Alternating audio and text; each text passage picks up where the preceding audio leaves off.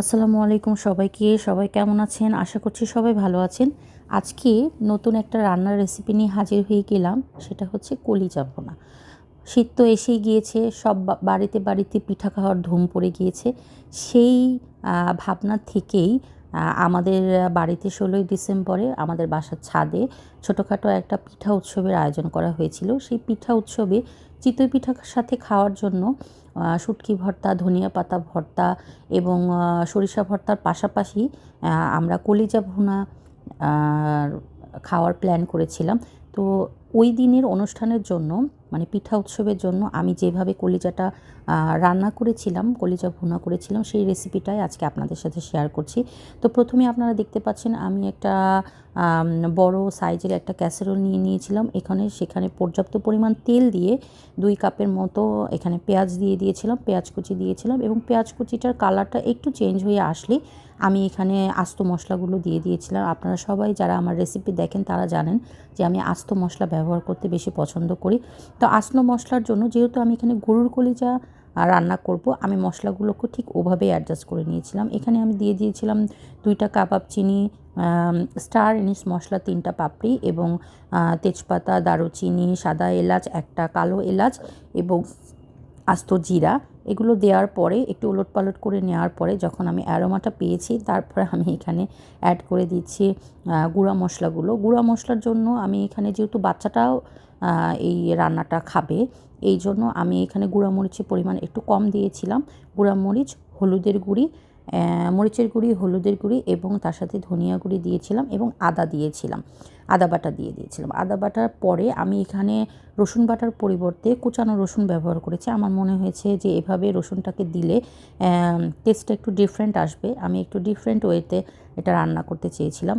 তো আপনারা দেখতেই পাচ্ছেন মশলাটাকে ভালো করে কষিয়ে নেওয়ার জন্য আমি এখানে সামান্য পরিমাণ একটু তেল তেল বলছি পানি অ্যাড করে দিব, গরম পানি অ্যাড করে দিব এবং গরম পানি অ্যাড করে দিয়ে আমার মশলাটা যখন এভাবে কষানো হয়ে যাবে এবং তেল ছেড়ে দিবে, তখন এখানে আমি কলিজাটাকে অ্যাড করে দিব।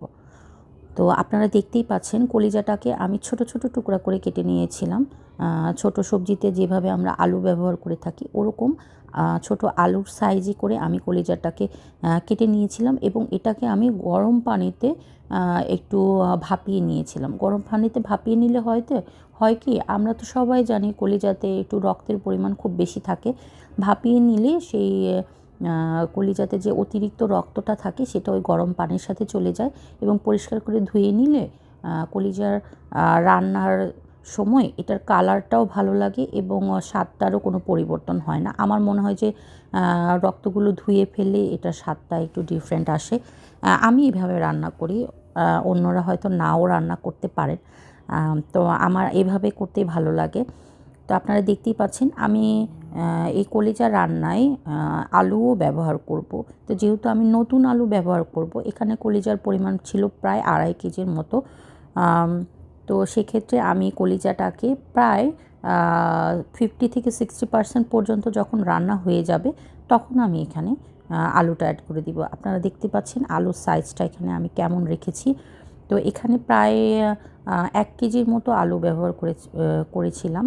তো 1 কেজির মতো আলু এখানে আমি দিয়ে দিয়েছি এবং এটাকে খুব ভালো করে মিক্স করে নিব।